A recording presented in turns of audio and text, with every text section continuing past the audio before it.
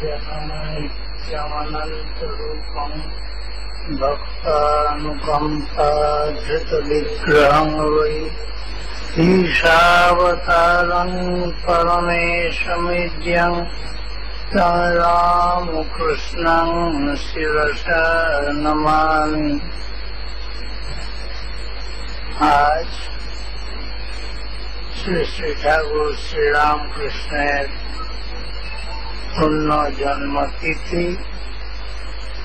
আমরা এই পুণ্যতীর্থ বেলুড় মঠে সমবেত হয়ে তার জীবনের অনুধ্যানে কিছু সময় কাটাবার চেষ্টা করছি।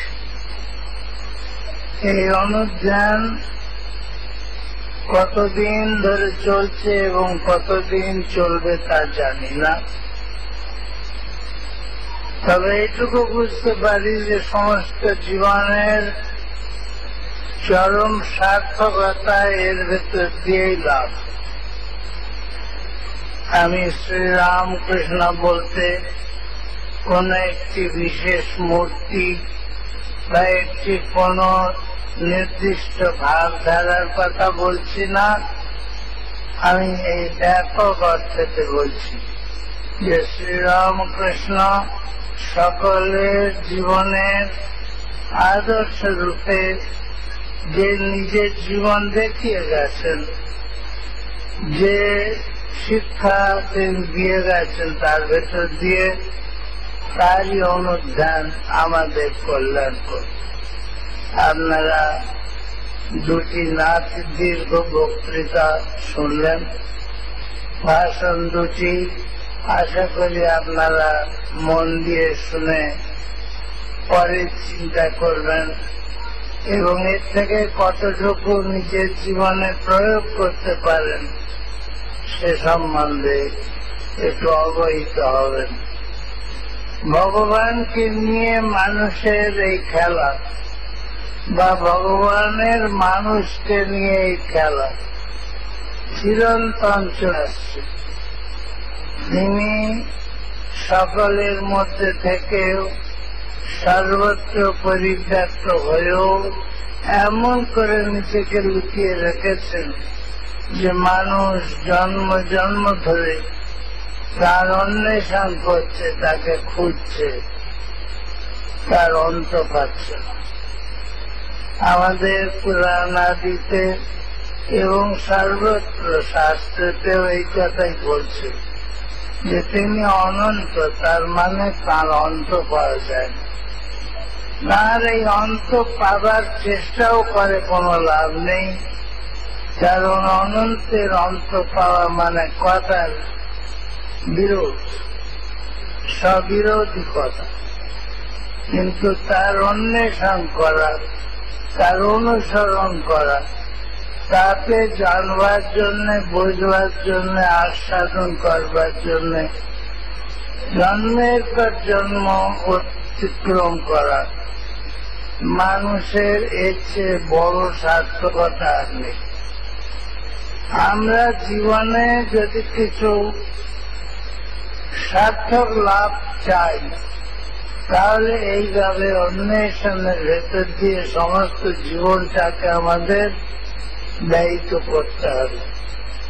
শ্রীরামকৃষ্ণ তার কথা এবং কাজের ভেতর দিয়ে প্রথম আমাদের এই শিক্ষা দিচ্ছেন যে জীবনটাকে নিয়ে বৃথা নষ্ট না করি। সমস্ত জীবন জন্মের থেকে আরম্ভ করে আমরা যদি খতিয়ে দেখি আজ পর্যন্ত কতখানি আমরা বাস্তবিক কাজে লাগাবার চেষ্টা করেছি, দেখলে অবাক হয়েছে। তাই অনেক সময় বৃথা যায়, অনেক সময় আমরা বৃথা ব্যয় করছি। আর শ্রীরামকৃষ্ণ তার মানব জীবনের দিক দিয়েই আমরা যদি লক্ষ্য করি, কি একটা আদর্শকে কেন্দ্রিত করে নিজেকে চলছেন, ঈশ্বর অনুভূতি, ঈশ্বর লাভ। তিনি বলছেন একটা দিন চলে গেল, মাকেই দেখা দিলি না। নিরঞ্জনকে বলছেন, বাপ নিরঞ্জন, দিনটা যে চলে গেল কই এখনো তো ঈশ্বর লাভ করলি না, আর কবে করবি? কবে করব তা জানি না, কিন্তু লাভের জন্য যে উৎকণ্ঠা, যে ব্যাকুলতা, যে মনকে কেন্দ্রিত করে তার প্রয়াস করা, শ্রীরামকৃষ্ণের জীবনে এটি একটি খুব বড় শিক্ষা আমাদের কাছে। আবার লোক তিনি এই শিক্ষায় দিয়ে গেছেন সবসময় নিজের জীবনে আচরণ করে। মহাপুরুষদের জীবন অনেক বিস্তৃত করে বলা হয়, কিন্তু একটি জিনিস সবসময় আমাদের লক্ষ্য রাখতে হবে, কি ঐকান্তিকতার সঙ্গে তারা এই জীবনটিকে নিয়েছেন। আমরা অনেক সময় এই কথা ভেবে অবাক হই, কত বৃথা আমাদের দিন ব্যয়িত হয়ে যাচ্ছে, দিন চলে যাচ্ছে। এই শ্লোকটি বারবার আমার মনে হয় যে এই কথায় বারবার বলেছে যে দিন চলে যাচ্ছে, প্রত্যয় আন্তিকতা পুনর্ন দিবসা, যেসব দিন চলে যায় তারা আর ফিরে আসে না। কতদিন আমরা এইভাবে হারিয়েছি। এখনো যে দিন বাকি আছে, আজ থেকে আরম্ভ করে জীবনকে আদর্শের জন্য কেন্দ্রিত করে চলবার চেষ্টা, শ্রীরামকৃষ্ণের আদর্শকে অনুসরণ করে করতে পারি নাকি? তিনি আমাদের কত শিক্ষা দিয়েছেন, কিন্তু মনে রাখতে হবে এগুলি কেবল সেই ভগবান আমাদের শেখাবার জন্য বলছেন যে কি করে আমাদের জীবনকে কাজে লাগাতে হবে, শৈশব থেকে আরম্ভ করে একেবারে শেষ পর্যন্ত যেন তার এই চেষ্টার বিরাম নেই, এর অবকাশ তার নেই, চলেছেন গোড়ার থেকে আরম্ভ করে শেষ পর্যন্ত। শ্রীরামকৃষ্ণ নিজে বলেছেন যে দেখ, আমি ছাঁচ তৈরি করে গেলুম, তোরা নিজেদের এই ছাঁচে ঢেলেন। এই ছাঁচটি আবার এত বিচিত্র যে আমাদের প্রত্যেকেরই জীবনকে আমরা আমাদের ব্যক্তিগত বৈশিষ্ট্যকে না হারিয়েও সেই ছাঁচে ঢেলে গড়তে পারি। বহু বিচিত্র সেই ছাঁচ এবং সকলের পক্ষে উপযোগী। যা কেউ গৃহস্থ হোক, সন্ন্যাসী হোক, সে যুবা হোক, বৃদ্ধ হোক, সে যে কোনো ধর্মের অনুযায়ী হোক, শ্রীরামকৃষ্ণের ভেতরে তার এমন একটি অপূর্ব ছাঁচ, একটি আদর্শ পাবে, যাতে সে নিজেকে ঢেলে নিয়ে সেই আদর্শের অনুসারে চলে জীবনকে সার্থক করতে পারবে। শ্রীরামকৃষ্ণের জীবনের এই সার্থকতা আমাদের খুব ভালো করে ভাবতে হবে। আমরা অনেক সময় তার ইতিহাস, দর্শন, তার ঐতিহাসিক জীবন চরিত্র, তার নানা প্রকারের গুণরাশির কথা বিচার করি, কিন্তু প্রথম কথা এই ভাবতে হবে আমাদের জীবনে আমরা কতখানি তা কাজে লাগাতে পারি। সেইটুকু বিশেষ করে আমাদের কথা ভাবতে হবে যে তিনি আমাদের জন্য, আমাদের শুধু নয় আমার জন্য এসেছেন, আমার জন্য তিনি ছাঁচ তৈরি করে গেছেন, সেই ছাঁচে নিজেদের ঢালতে হবে। এই কথাটি খুব আগ্রহ করে বিচার করে মনে মনে তার জন্য সমস্ত জীবনকে নিয়োজিত করতে পারি যদি, তাহলে শ্রীরামকৃষ্ণের প্রতি আমাদের আনুগত্য দেখানো সার্থক হবে। শ্রীরামকৃষ্ণ আমাদের কেবল কতগুলি কথা মুখস্থ করবার জন্য বলে যাননি, তার কথামৃত আছে এবং তাও তার কত কথার সমুদ্রের থেকে সংগৃহীত মাত্র একটু ছোট্ট অংশ। কত কথা তিনি বলেছেন, কিন্তু প্রত্যেকটির ভেতর দিয়ে খুঁজে বার করতে হবে যে আমি কতখানি নিতে পারি। শ্রীরামকৃষ্ণ জানতেন তার সব কথা আমরা কেউ নিতে পারব না, সে সামর্থ্য আমাদের নেই, সে আমাদের বিশালতা অন্তরের নেই।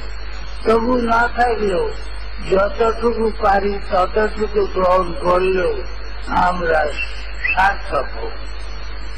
শ্রীরামকৃষ্ণ বলছেন সমুদ্রকে কি একটা বাটিতে ভরা যায়, কিন্তু বটি বাটি জ্বালা সব পূর্ণ হয়ে যায় সেই সমুদ্রের জলে।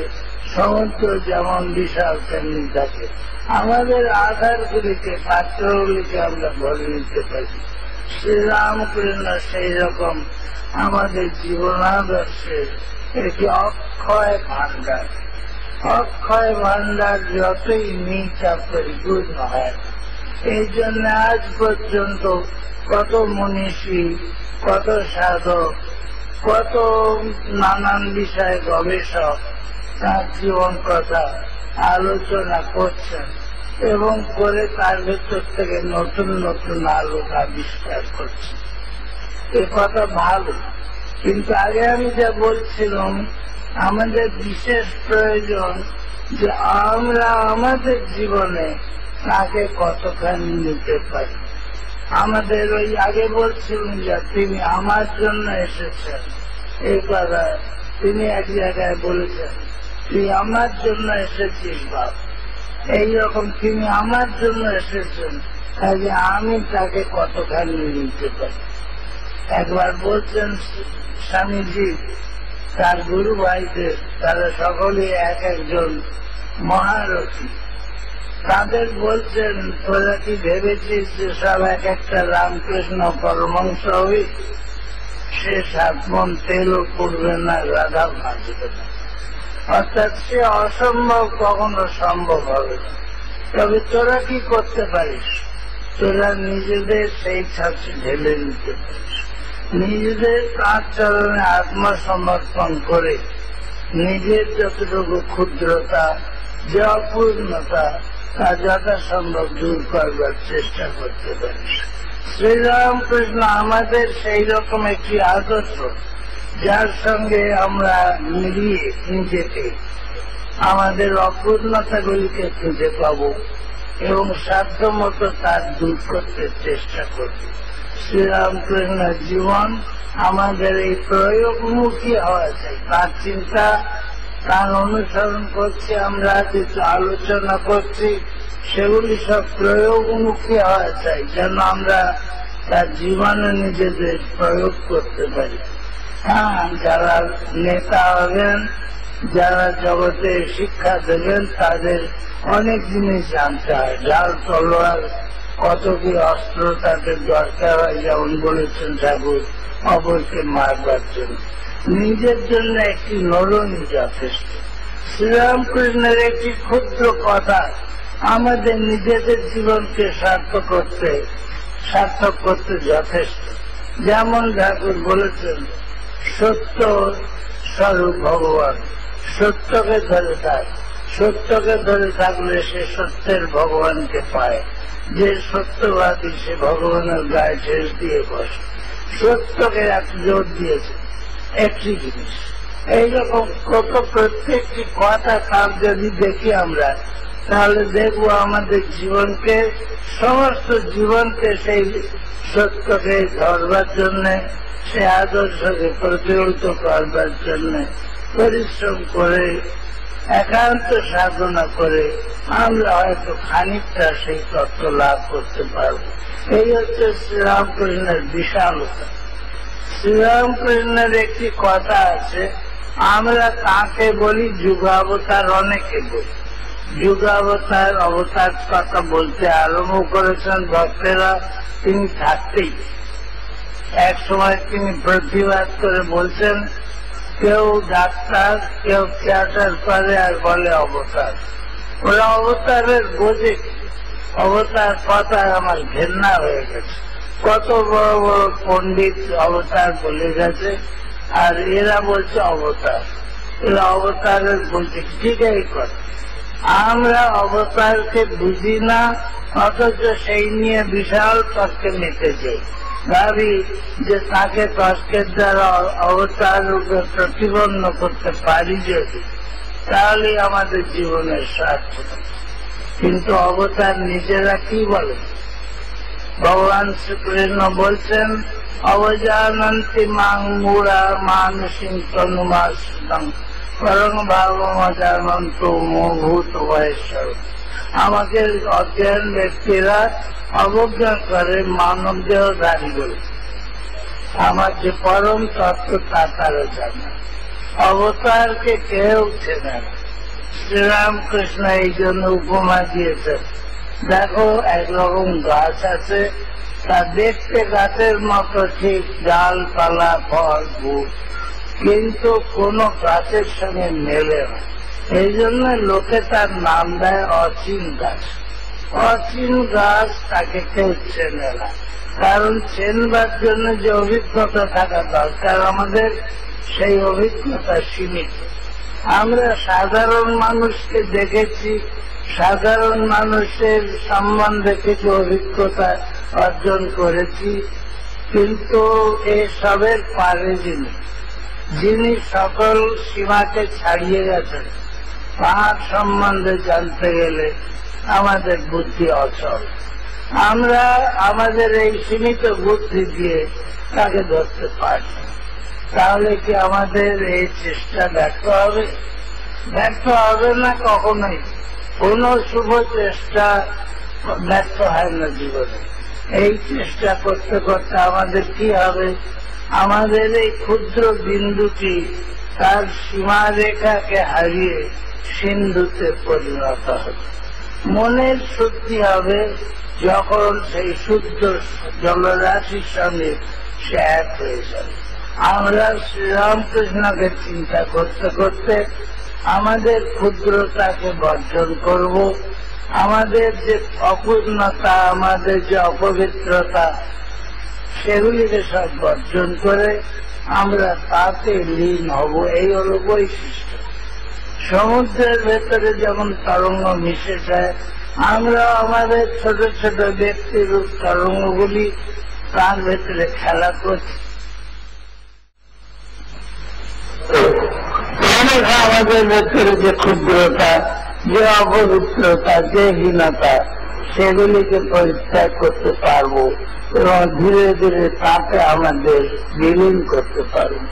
এই হচ্ছে ব্যক্তিগত জীবনে আমাদের সার্থকতা। শ্রীরামকৃষ্ণ এই ব্যক্তির কথা বিশেষ করে বলেছে অনেক জায়গায়। আমি শিক্ষা দেব জগৎকে, এর এক অভিমান তিনি ত্যাগ করতে বলেছেন।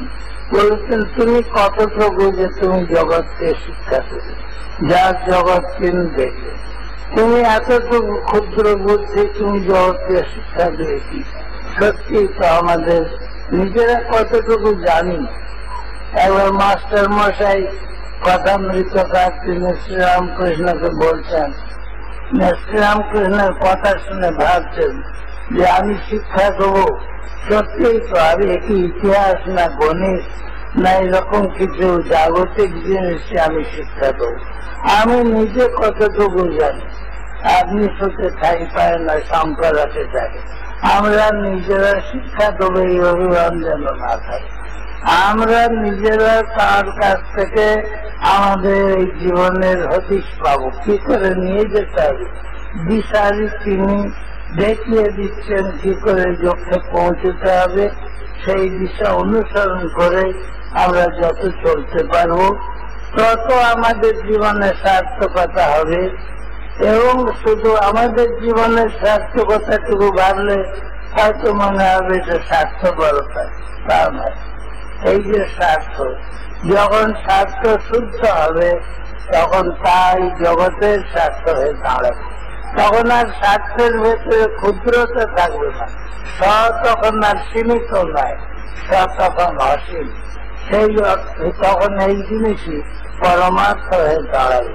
শ্রীরামকৃষ্ণ আমাদের এই কথাই শেখাতে এসেছেন বারবার করে। নানান জিনিস তিনি বলেছেন। তাপ শিক্ষাকে কোন একটি দিক দিয়ে সীমিত করা, এই আসল সমুদ্রকে ওই ঘটির মধ্যে ভরার মতো হবে, বাতুল হবে। তার নয়, অনন্ত জিনিস। তার ভেতর থেকে যতটুকু পারি আমরা নিতে চেষ্টা করছি এবং ধীরে ধীরে আমাদের ব্যক্তিগত জীবনে শুদ্ধি আসছে। এবং তার ভেতর দিয়ে সমষ্টি জীবন শুদ্ধতর হচ্ছে। আমরা সমষ্টি মানে কি?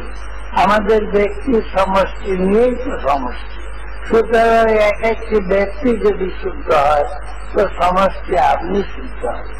তাছাড়া এই আদর্শের অনুসরণ করে যারা চলবে তারা দিনে দিনে যে শুদ্ধি লাভ করবে সেই শুদ্ধি তাদের ব্যক্তিত্বের ভেতরে সীমিত থাকবে না, তার চারিদিকে তার প্রভাব বিস্তার করবে এবং সমস্ত জগতের উত্থানে তার সহায়ক হবে।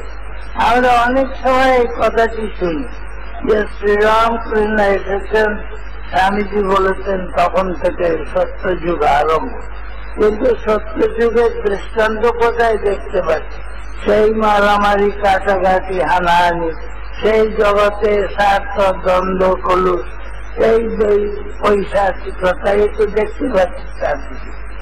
কিন্তু আমরা যে একটু স্থির বুদ্ধিতে বিচার করে দেখি, সমস্ত মন্দকে নিঃশেষিত করে জগৎটা কি কখনো দাঁড়িয়েছে?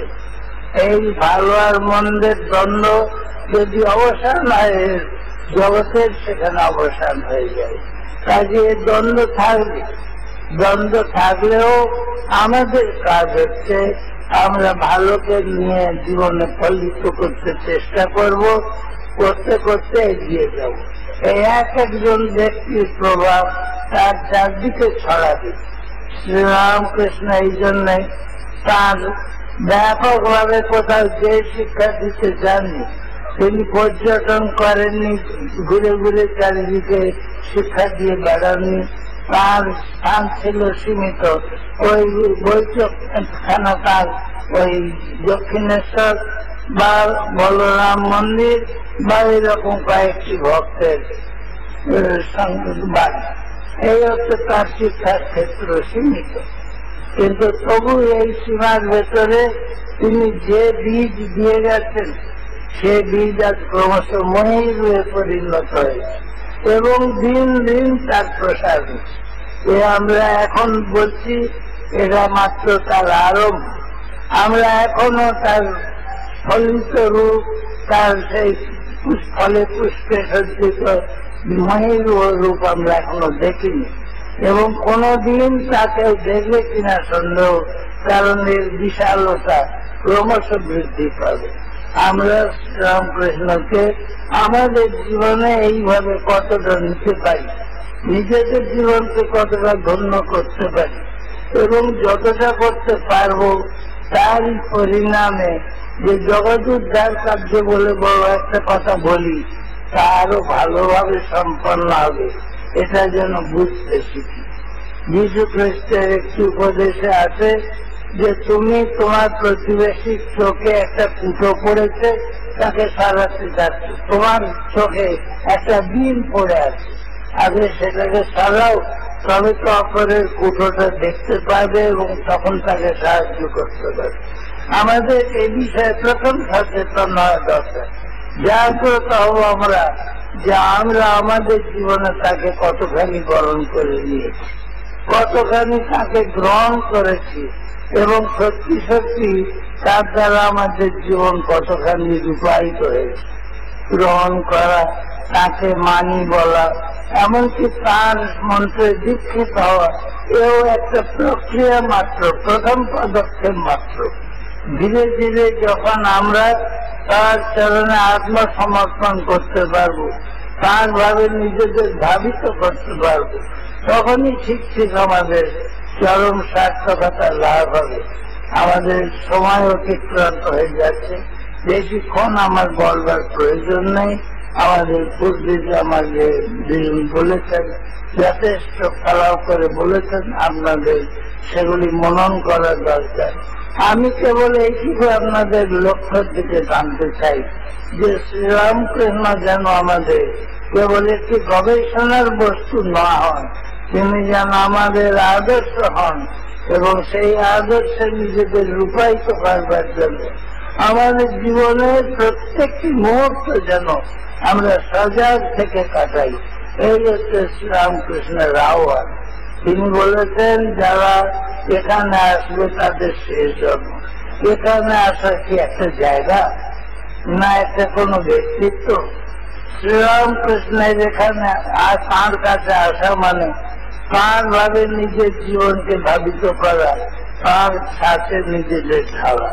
তাঁর সাথে না ঢালতে পারলে, আমাদের জীবনকে সেইভাবে রূপায়িত করতে না পারলে, আমাদের কেবল তার ভক্ত এই বলায় কোনো সার্থকতা নেই।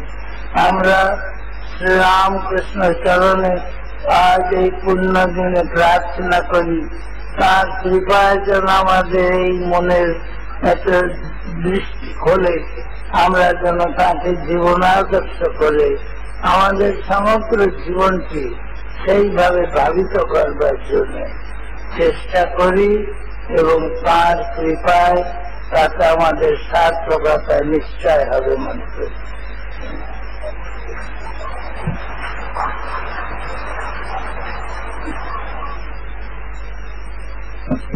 এরপর সমাপ্তি সঙ্গীত।